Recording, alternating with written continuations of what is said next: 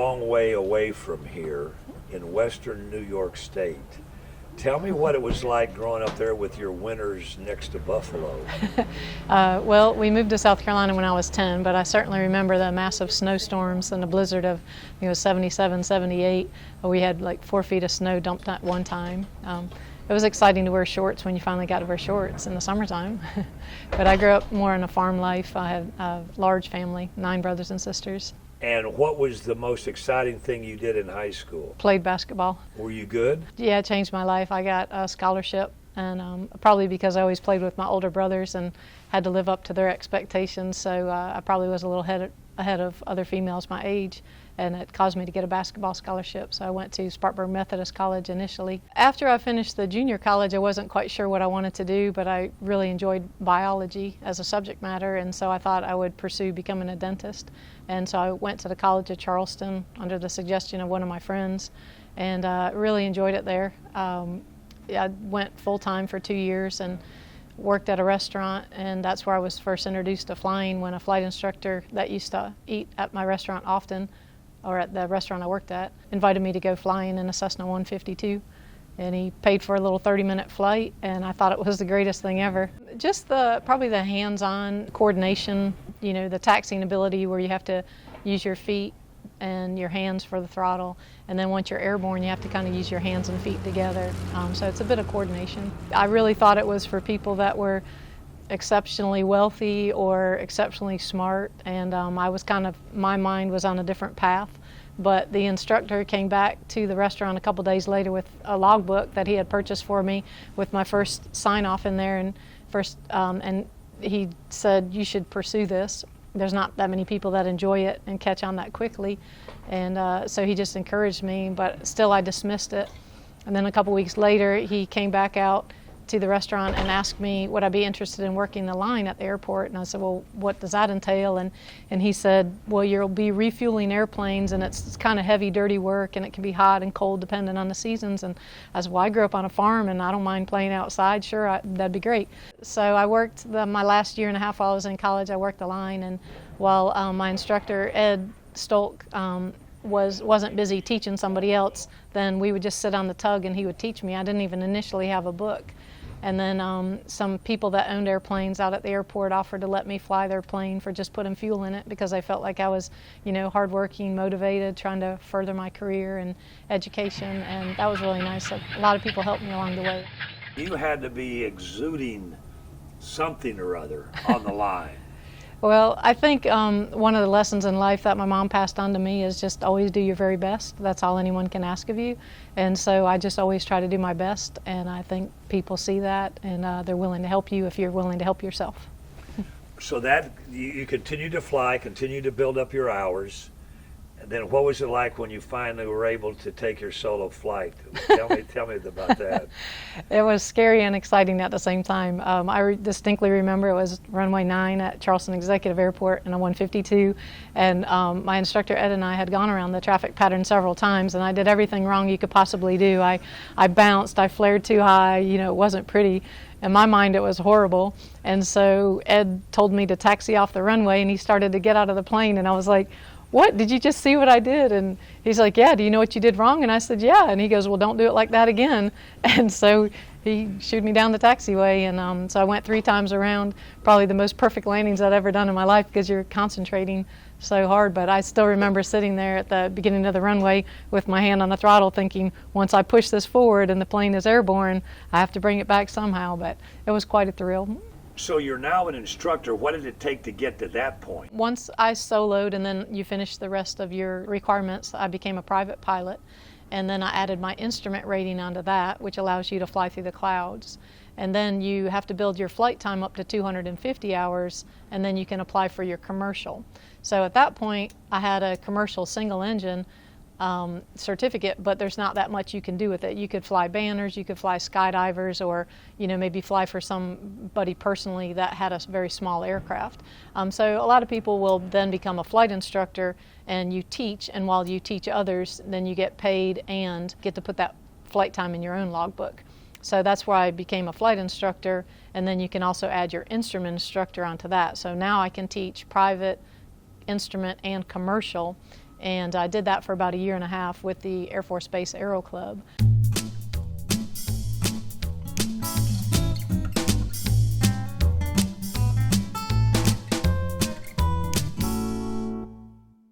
Before we went to break, you were telling me about you were on the verge of joining the airlines. For a pilot and for a young lady who's a pilot, is that a big deal? Yes, it's the biggest deal. Yeah, because there's one more certificate that you have to earn to go to the airlines, and that's ATP, Airline Transport Pilot. So many people think that an airline pilot is a commercial pilot, but in fact, it's a large step above that. Again, a commercial pilot is just 250 hours, but an airline pilot, you have to have 1,500 hours, and it's another grueling check ride. So I got my ATP, Airline Transport Pilot, and went off to fly for Atlantic Coast Airlines, which we were contractors for both Delta and United, and I was based in Cincinnati. I did that job flying the Dornier jet for about 3.5 to 4 years. In the meantime, I've still run the flight school, and it's been growing and growing.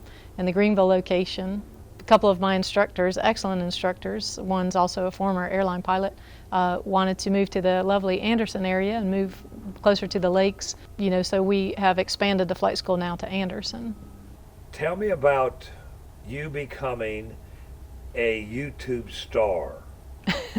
Well, I don't know about star, but I had made some YouTube videos for another flight school a few years back, but that flight school was sold, so I had all this information, and I just felt the need or desire to share it with the public, because a lot of people don't pursue or finish learning how to fly to earn their certificates and ratings, because a lot of the flight instructors either don't know the information well enough themselves to teach it, or they don't really want to do the ground school. They just want to fly, the fun part. So I put my videos on YouTube for the public to access, and had no idea that it would be so popular. So every day worldwide I get compliments and suggestions, and just people thanking me for sharing the information and making it so easily available. And we use the videos as part of our flying curriculum, whereas you would watch the videos for lesson 1 and then come actually do the flight for lesson 1. And that way it prepares you for each lesson, and you get the most bang for your buck, sort of say. You know what's going to happen for the flight, you understand before you arrive. And I've heard from other people that comment on my videos or call me personally just to thank me, that use my videos for their flight training too, and I think that's great. And this is free. Yeah, it's free, absolutely, yes. My heart is just in making good, safe pilots. The only way you can't learn to fly is if you give up and quit, or you run out of money. Unfortunately, it's slightly expensive, but it's not out of out of reach, I would say, because I was very poor when I learned to fly, and I managed to get all my certificates and ratings. So where there's a will, there's a way. But anyways, unless you quit, you can keep on trying and trying. There's no rule that says you have to become a pilot in a certain amount of hours. Now you have to meet the minimums, but you can always go beyond that. So as long as you meet the standards, you can one day go for your test and pass. I started this flight school in Greenville about 6 years ago, Flight School of Greenville. And actually, it wasn't my plan. I thought that I would be finished with instructing and maybe go work for the NTSB or the FAA or something. But a gentleman that I had met that is fairly wealthy, he said, "No, Cindy, you're too good at this. You need to do your own flight school." Well, at the time, I didn't have not even $10,000 to my name that I probably owed in last year's taxes. But anyways, he said, "Well, I'll co-sign for a couple airplanes. I'm going to find a couple good airplanes for you to teach in. You're still going to pay for them, but I'll co-sign to get you going. And if you don't like it or you don't want to do it or it doesn't work, we'll just sell the planes, and no harm, no foul." So I said, okay. And so he sure did. He found 2 very nice Cessnas, and that started the flight school. And now I've paid those off and been able to now buy a couple more airplanes without anyone co-signing for me. So next week I'll buy my 6th airplane to add to the fleet, which that'll be an airplane for the Flight School of Anderson. It'll be a Piper 180 horsepower low-wing airplane. And these people that are your flight instructors, are they full-time employees of the flight school? Yes, absolutely. I have 8 awesome, incredible full-time flight instructors that stay busy all the time. But 2 of the more senior instructors actually wanted to move to the Anderson area, and that's why we're going to expand.